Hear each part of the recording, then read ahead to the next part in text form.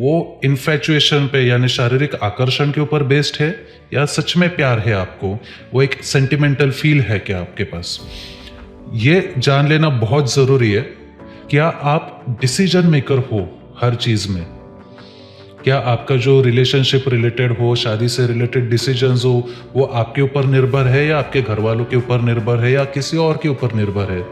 आपके भारत के जो पेरेंट्स है, खास करके वो जो 1950 और 70 के बीच में पैदा हुए हैं, उन्होंने जो बच्चे पैदा किए वो प्यार से पैदा नहीं किए, प्रतिष्ठा के लिए, प्रेस्टीज के लिए पैदा किए हैं। शादी एक एक्चुअली बहुत अच्छी टीम वर्क वाली चीज है जो परिवार भावना देती है। हमारे देश में प्रेम विवाह, अंतरधर्मीय विवाह को लेके क्या क्या समस्या आ सकती है? क्या क्या तैयारियां करनी चाहिए अगर अंतरधर्मीय विवाह या प्रेम विवाह करना हो तो? देखो, इसका जवाब हमें 2 स्टेजेस में देना होगा। पहले खुद से और खुद के लाइफ पार्टनर से जुड़ी तैयारियां, और दूसरे लोगों को हैंडल करने की तैयारियां। अब जो पहला पॉइंट है सेल्फ प्रिपरेशन का, खुद के और लाइफ पार्टनर के प्रिपरेशन का, उसमें कुछ सवाल है जो आपको खुद को पूछने।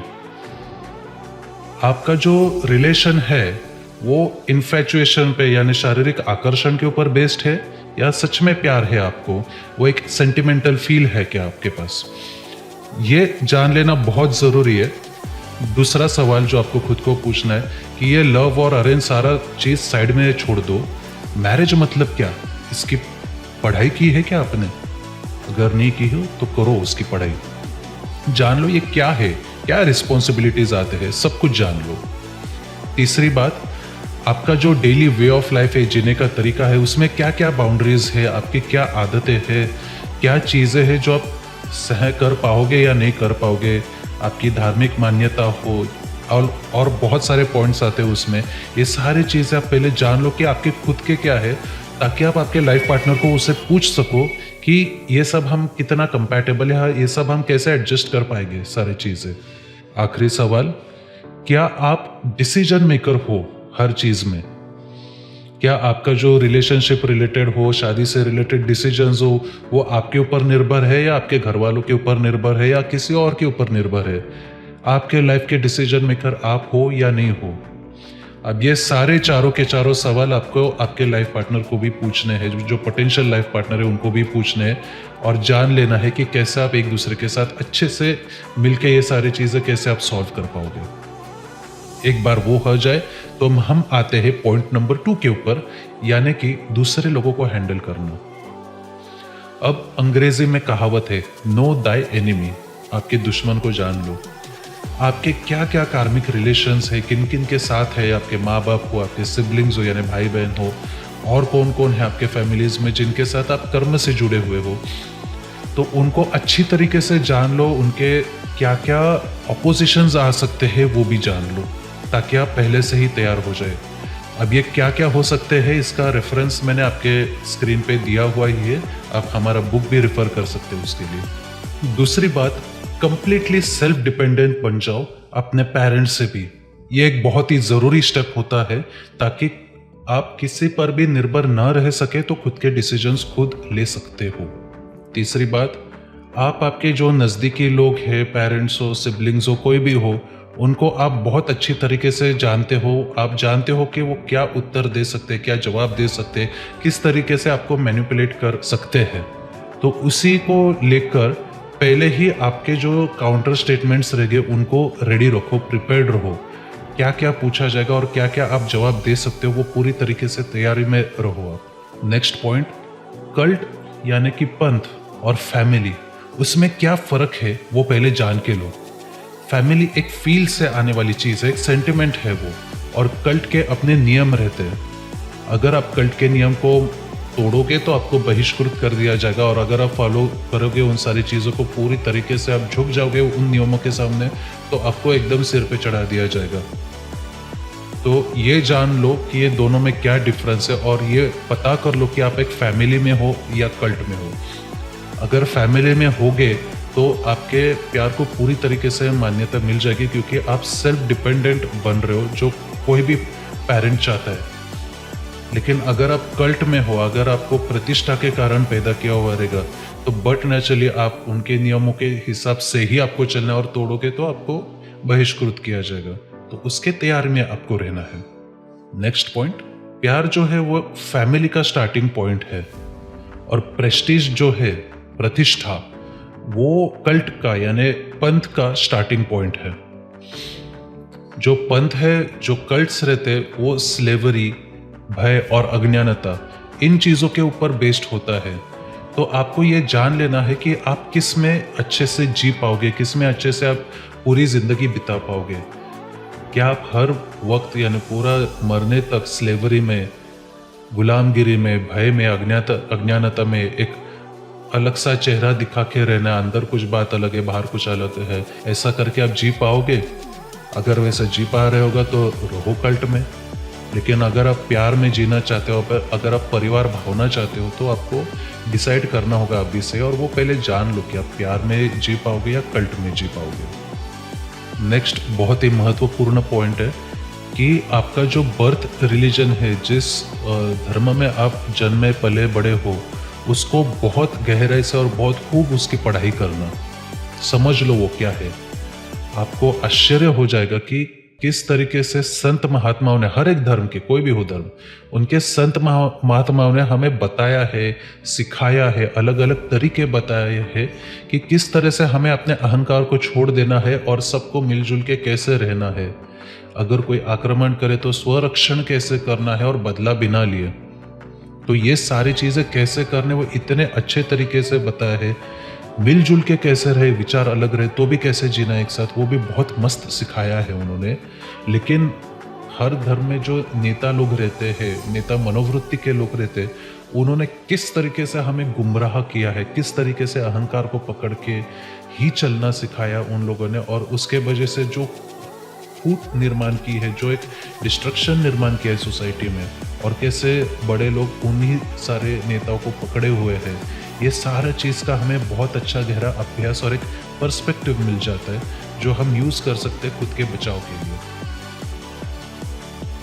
अगला पॉइंट, बी रिस्पेक्टफुल। एक बहुत ही आदर भाव से पेश आओ एक दूसरे के धर्म के प्रति। जो लाइफ पार्टनर्स है, उन दोनों ने एक दूसरे के धर्म का रिस्पेक्ट रखना है, आदतों का रिस्पेक्ट रखना है, और पूरे दिल से अहंकार को साइड में रख के रिस्पेक्ट करना है। वो अरे प्यार किया है आपने तो, बट नेचुरली आपकी जो प्यारी व्यक्ति है, उनके जो चीज वो बचपन से करते आए, उनका तो रिस्पेक्ट तो रखोगे ना, वो वही तो करे।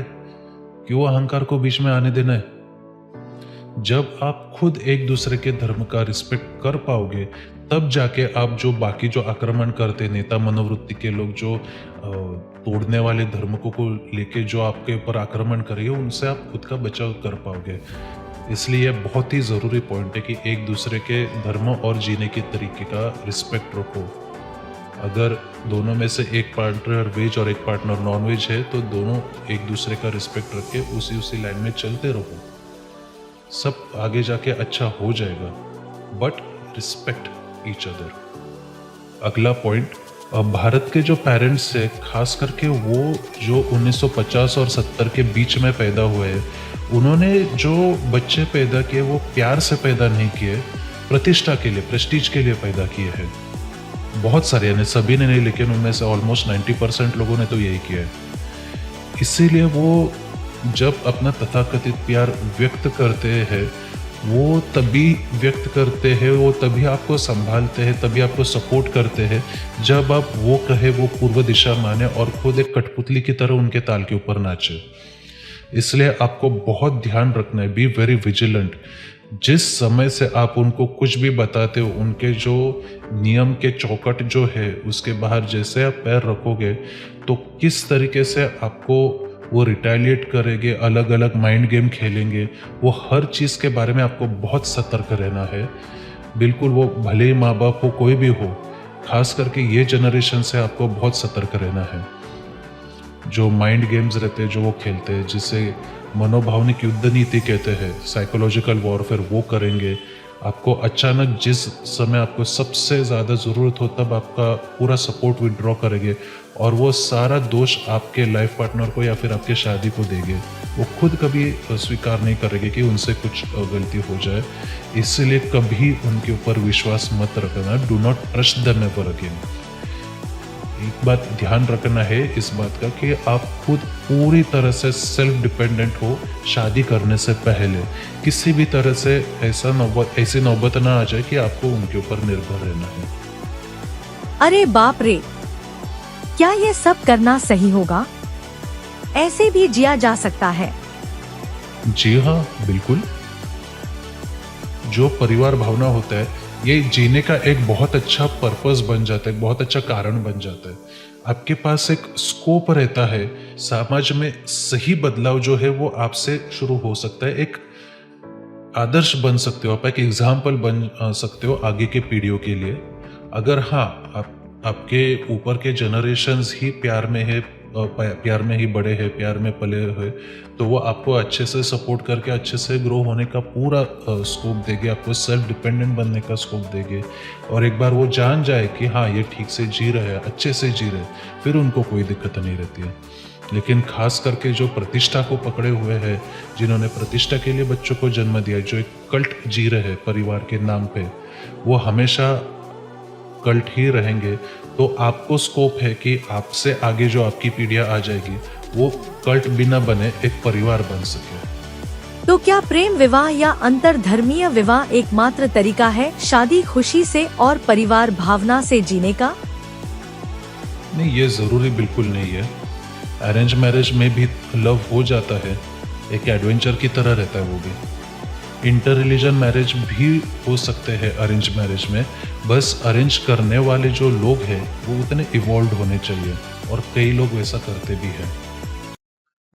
ये सब विचार और जानकारी सभी लोगों को क्यों पता नहीं? देखो, पहले की पीढ़ियों ने बहुत भटकाया दिया है युवाओं को। उन्होंने खुद अज्ञानता में शादी की, प्रतिष्ठा के कारण बच्चे पैदा किए, और अब पूरा अंधोधुंधी कारोबार उनका चल रहा है। पेरेंटिंग के बारे में तो उनको बिल्कुल ही पता नहीं है। और सबसे बुरी बात यह है कि उनको एक्सेप्ट भी नहीं करना है कि उनसे कुछ गलतियां हो गई या फिर उनसे नहीं हो पाया है कोई चीज़ें। उनका ईगो हर्ट हो जाता है, बहुत अहंकार दुख जाता है उनका। अगर उनको कहे कि आपकी वजह से सब बुरा हो गया है, तो वो कहते हैं कि बच्चे तेरा नसीब ही खराब है, सुखी रहो अपने टॉर्चर वाली ज़िंदगी में।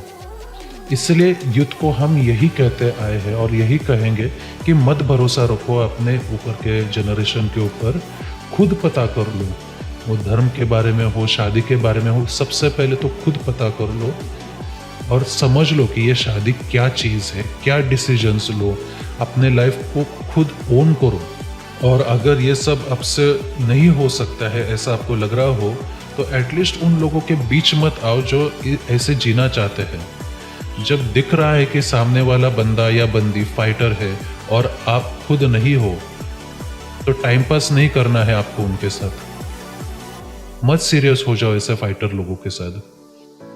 खुद के साथ दो और परिवारों को बर्बादी के मार्ग पर ला दोगे आप। शादी एक एक्चुअली बहुत अच्छी टीम वर्क वाली चीज है जो परिवार भावना देती है।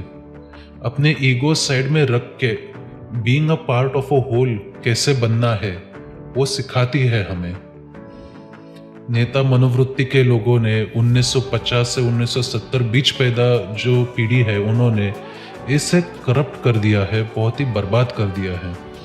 आपको खुद को ढूंढ निकालना है, फिर से फ्रॉम स्क्रैच ढूंढ निकालना है कि सही क्या है और उसे अपनाना है।